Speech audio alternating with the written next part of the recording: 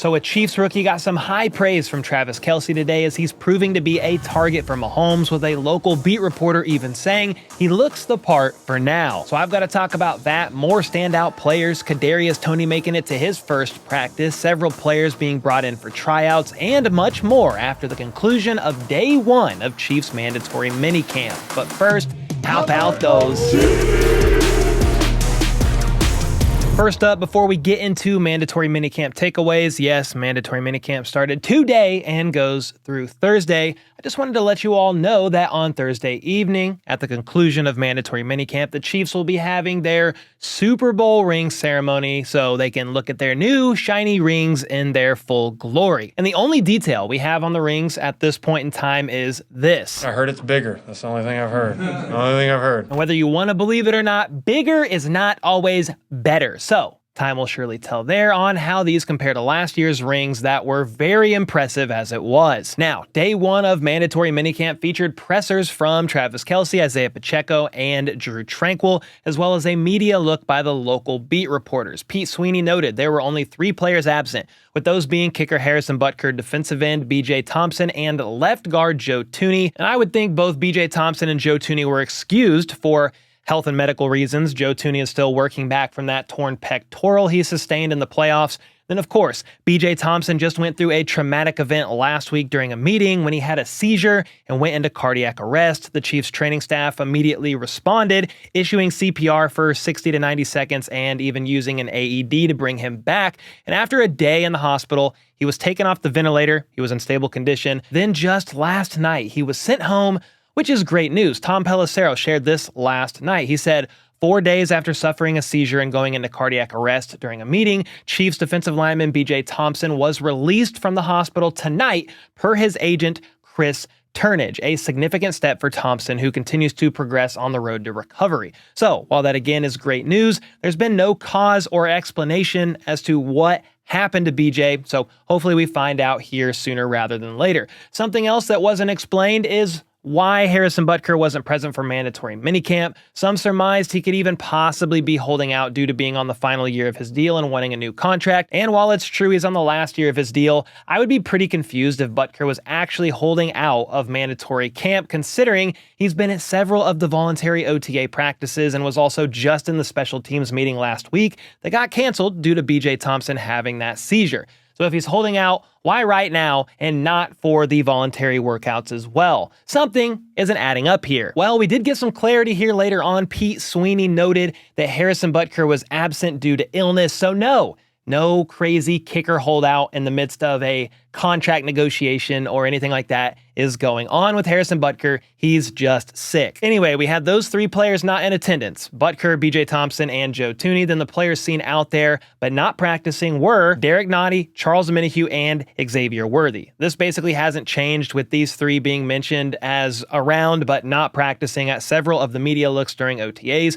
We still do not know what's going on with Derek Nottie, but Charles Omenihu is still rehabbing back from that ACL surgery, and Xavier Worthy tweaked his hamstring during the first week of Phase 3 of OTAs and has been held out as a precaution ever since. I still think it's something minor and not worth stressing out over at this point in time. There were then 3 players listed as present but limited: linebacker Leo Chanel, running back Isaiah Pacheco, and cornerback Jalen Watson. Watson has been limited for a while now, dealing with what Andy Reid described last week as, quote, muscle issues. Leo is a new addition to this list, with his reasons currently unknown, but he was working in limited capacity.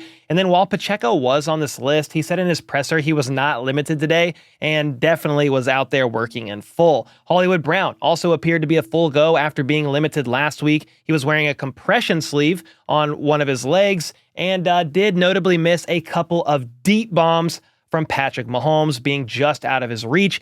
As time goes on, they will continue to get rapport down, and I'm excited for it because the deep ball is back. I'm speaking it into existence. Then there were some other players out there working that weren't available at any of the other media looks. You had defensive tackles Isaiah Buggs, who's going through some issues himself. If you don't remember what I'm talking about, refer to this video here on the animal cruelty charges he's potentially, allegedly facing. Then you had defensive tackle Chris Jones, the CEO of Sack Nation, out there. Running back Clyde Edwards-Helaire wasn't available during any of the media looks during the voluntary OTAs, but that man is there, as is wide receiver Kadarius Toney. Many wondered if he would show up, and honestly, we had no real reason to believe he would not show up to mandatory minicamp, and lo and behold, there he is, looking healthy from the limited clips we've seen of him, along with the newly signed McCole Hardman and many others in the wideout room. Someone else who was out there looking healthy was safety Bryan Cook. He was listed as a standout today at practice, with Pete Sweeney noting that he appears to look 100%,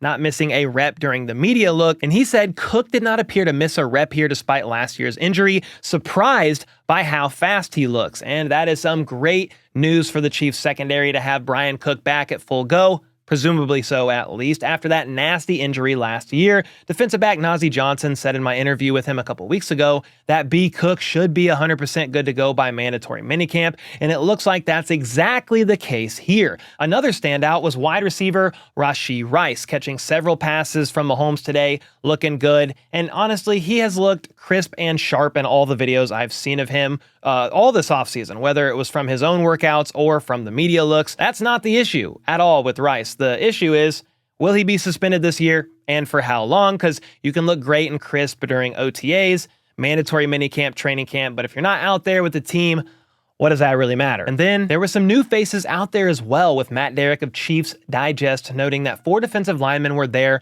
on a tryout basis, with those being Rashard Lawrence out of LSU, Jackson Cravens out of BYU, Alex Gubner out of Montana, and then Brevin Allen out of Campbell. And a quick bio on all 4 of these guys are as follows. Rashard Lawrence was a 4th-round pick out of LSU, taken by the Cardinals in the 2020 NFL Draft. He started in 13 games for the Cardinals from 2020 to 2022, recording 30 tackles, 4 T4Ls, and 1 forced fumble. He then spent 2023 on various practice squads, but didn't appear in any actual games. The Broncos then signed him to a futures deal in late January, but just released him in May. Meanwhile, Cravens appeared in 12 games at BYU last year, finishing the year with 24 tackles, 4 tackles for loss, 1 sack, and 3 passes batted. And he now joins former college teammates Kingsley Suamataia and Ryan Rico for the time being in KC. And BYU is, of course, Andy Reid's alma mater. Now, Alex Gubner had a career year last year in college, finishing with 45 tackles, 9.5 for loss, and 3 sacks, becoming the first defensive tackle from Montana to win the Big Sky Conference's Defensive MVP award. He actually competed in the Chiefs rookie minicamp earlier in May, as well as the Broncos minicamp, and now finds himself back in KC on a tryout basis.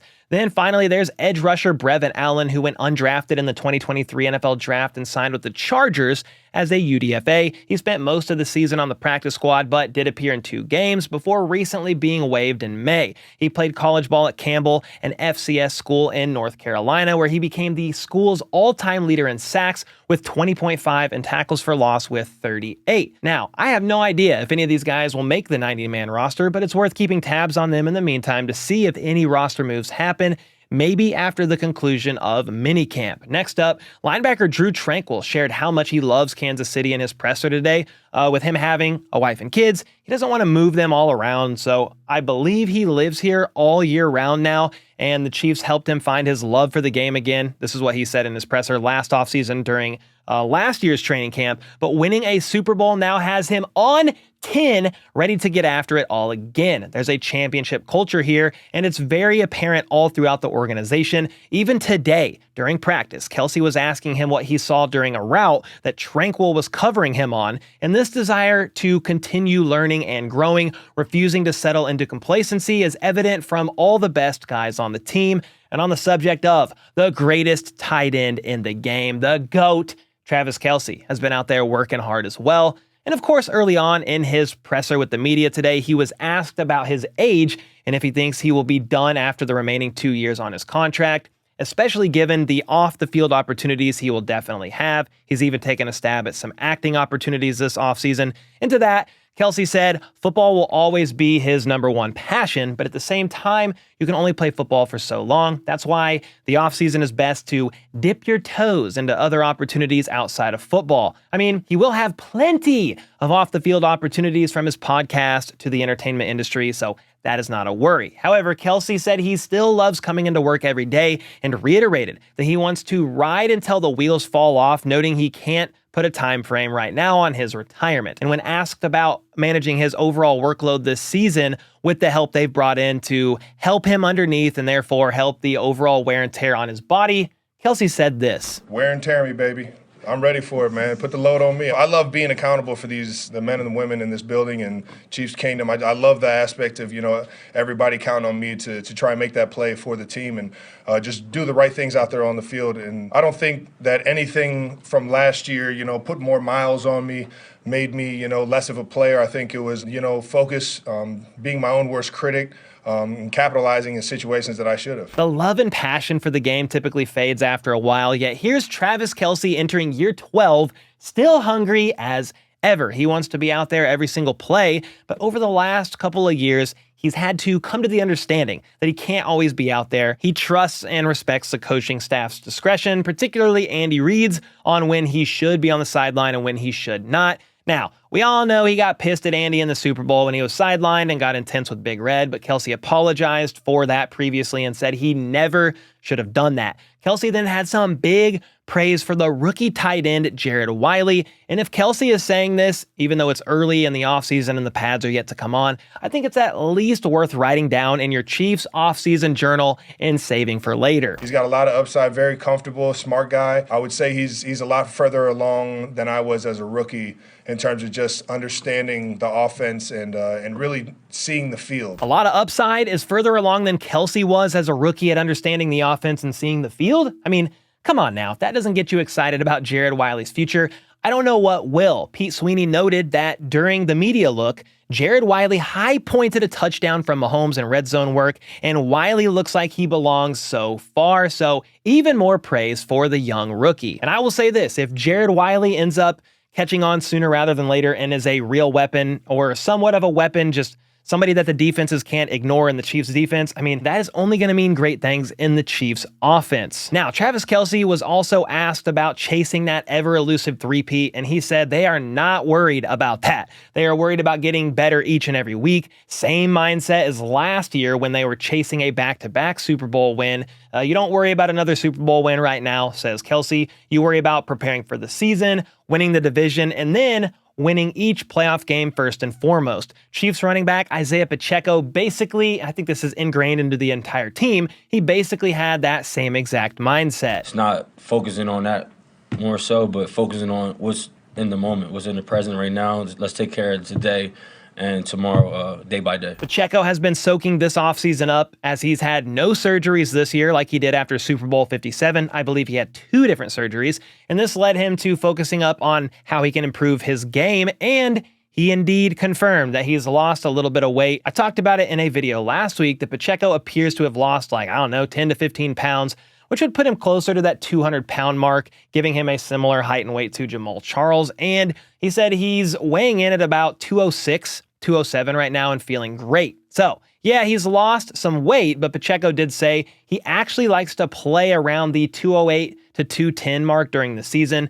which is only a few pounds heavier than he is right now. He said he came into the NFL or out of the NFL Combine around 216 pounds, which is about his weight listed on Google, but he slims down for the season. So all in all, the weight loss we see appears to just be him getting good and ready for the season more than anything else. Part of that is probably because instead of being stuck rehabbing, he's out there flying around and working hard at OTAs. He's been one of the vocal guys out there at practices, letting the defense know what's good, especially since there's no contact allowed at the moment.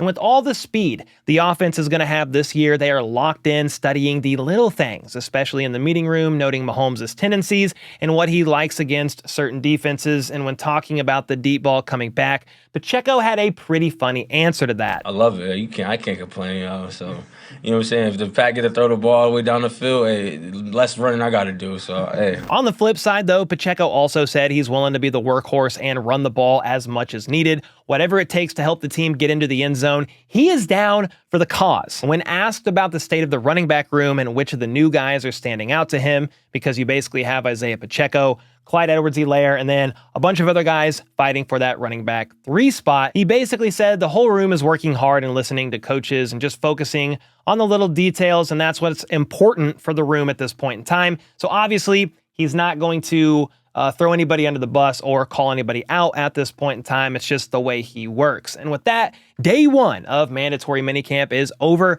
and I'll be back tomorrow with a recap of day 2. So until next time, let's go. Let's freaking go. How about those?